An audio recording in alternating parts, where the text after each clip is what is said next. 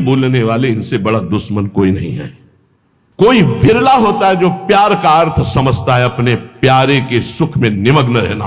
वो तो केवल सच्चिदानंद भगवान ही जानते, दूसरा कोई नहीं। प्रीति की रीति रंगीलो ही जाने, ये संसारी जानेंगे। ये अपने स्वार्थ के बसीभूत, ये अपनी वासनाओं के कीड़े, ये प्रीति को जानेंगे, ये प्रेम को जानेंगे। तुम्हारे हृदय को छलनी कर दें। अगर अब बात नहीं मानोगे तो बाद में पछताओगे।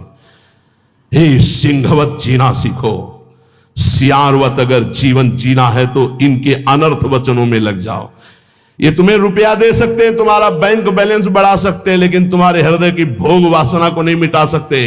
और भोग वासना नहीं मिटी तो चक्रवर्ती सम्राट भी एक महान दरिद्र है, क्योंकि उसके अंदर असंतोष है, भोगों की आशा है।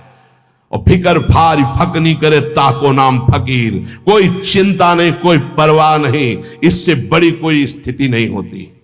वही तुम्हें गुरुदेव देना चाहते हैं। इसलिए स्वीया सर्वे जिघांस्यत्यः पौमृषा स्नेह पाशैर निबद्ध। ये जो आपको भगवत प्राप्ति में रुचि नहीं उत्पन्न हो पा रही, भजन में अधिक लगन नहीं हो पा रही है, उसका कारण है तुम्हारी देह प्रियता और तुम्हारे देह संबंधियों की प्रियता। बड़ा सुख मिलता है हृदय को जब देखना है हृदय में, ये कौन है, ये अमुक है, ये अमुक है, रिश्ते नाते, ऐसा जब देखते हो तो कैसा लगता है। और जब प्रियाजू की बात होती तो कैसा लगता है। क्या प्रियाजू किसी रिश्तेदार जैसा सुख, किसी नातेदार जैसा सुख प्रियाजू से मिलता है क्या?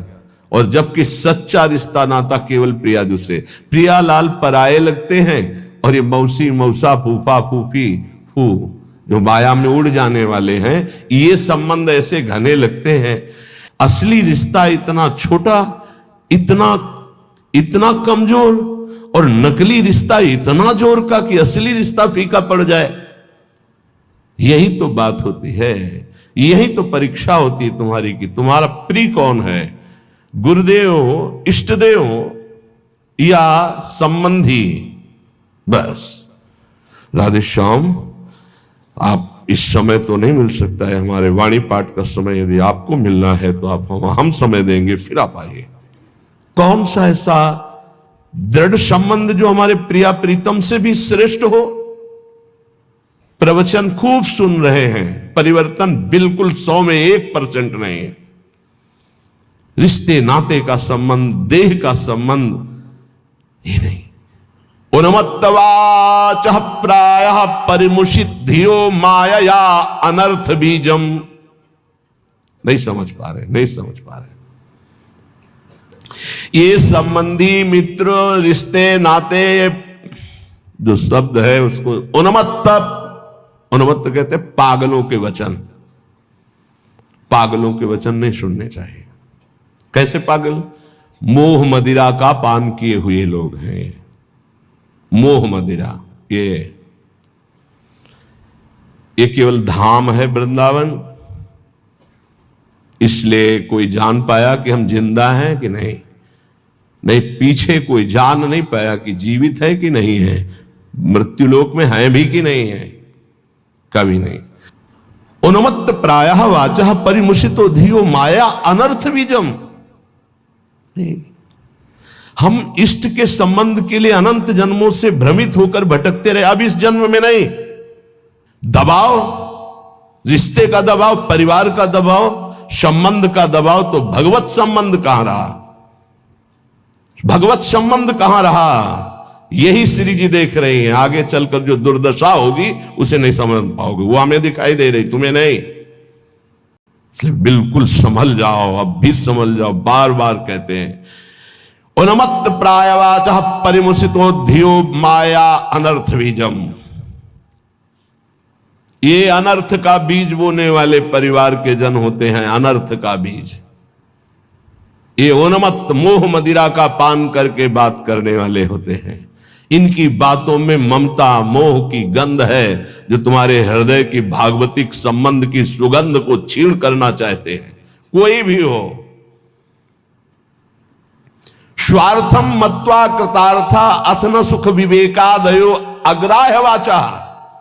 ये अविवेकी हैं, स्वार्थ भरे लोग हैं, इनकी बात को कभी नहीं सुनना चाहिए क्योंकि विवेक रहित हैं, अग्राह्य, इनकी बात को न सुनना चाहिए न मानना चाहिए।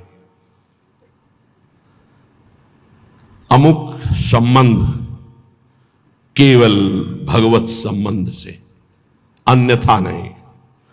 अगर आप हमारी श्री जी से नहीं जुड़े हैं तो हम आपकी तरफ आंख उठा के नहीं देखेंगे। श्री जी से जुड़े हैं तो आपको हमारी तरफ देखने की जरूरत नहीं, श्री जी की तरफ देखो, हम अपने आप देख लेंगे। व्यवहारिक संबंध में कहीं किसी भी तरह का कोई प्रवेश नहीं है। श्री जी का संबंध उन्मत्त प्रायवाचा परिमुसितो धियो माया अनर्थ बीजम स्वार्थम मत्वा कृतार्था अतन सुख विवेकादयो अग्राह्य वाचा। ये संबंधी, ये रिश्ते नाते, ये मोह मदिरा का पान करके ऐसे वचन बोलते हैं कि फिर संसार की ममता जागृत हो जाए। ये मोहित करने वाली, हमारी परमार्थ की वृत्ति का नाश करने वाले होते हैं। ये अनर्थों के दुख का बीज बो देते हैं। ये विवेक रहित बोलते हैं, इसलिए इनकी बात अग्राह्य वाचा, इनकी बात सुने मत, नहीं तो परमार्थ भ्रष्ट हो जाएगा। बहुत सुंदर किसी किसी के परिवार के जन, कल एक हमारी श्री जी की सेवा में रहते हैं उपासक, उनकी माई, तो उन्होंने कहा कि जब हम बेटे से बात करने के लिए यहां निवेदन किया और बेटा मिला तो उसने मुंह फेर करके कहा कि अगर आप हमारी मां हो तो दोबारा हमसे मिलना मत। बोले मुझे अच्छा लगा, आंसू भरे थे आंखों में, मुझे अच्छा लगा कि मेरी कोख पावन हो गई। और आज से मैंने भी निर्णय लिया है कि मैं कभी सामने नहीं जाऊंगी और आशीर्वाद दूंगी कि वो नित्य निरंतर श्री जी की सेवा में आपकी आज्ञा में रहे। उनका धन्य है तू मां, तू धन्य है।